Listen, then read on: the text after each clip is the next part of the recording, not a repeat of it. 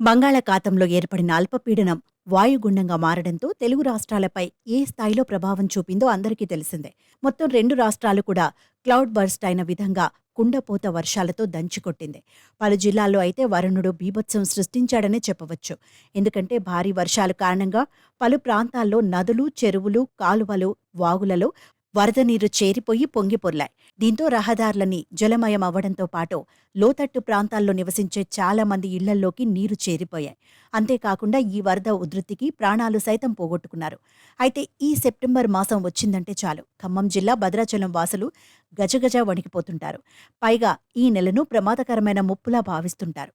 అంతలా ఆ నగర వాసులు వణికిపోవడానికి కారణాలున్నాయి.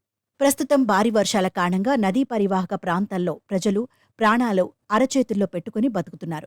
అందులో ఖమ్మం జిల్లా భద్రాచలం వాసులైతే ఈ భారీ వర్షాలు, వరద ఉధృతికి గజగజ వణికిపోతున్నారు.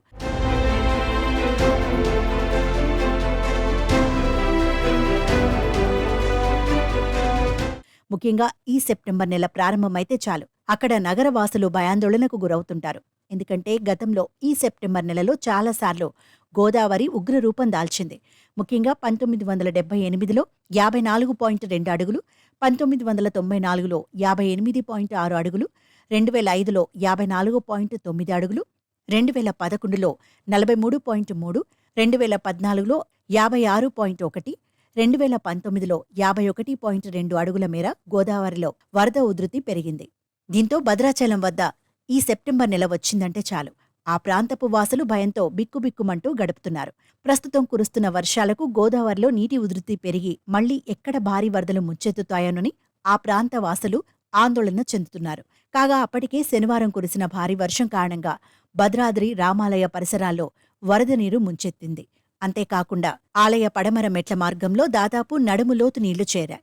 దీంతో ఆ ప్రాంతంలో ఉండే వివిధ దుకాణాలు, అన్నదాన సత్రాలన్నీ జలమయమయ్యాయి. దీంతో అప్పటికప్పుడు ఆ ప్రాంతపు నివాసితులు కరకట్ట వద్దకు చేరుకుని స్లూయిస్ గేట్లను తెరిపించడంతో వరద నీరు నదిలోకి వెళ్లి తాత్కాలికంగా ఉపశమనం లభించింది.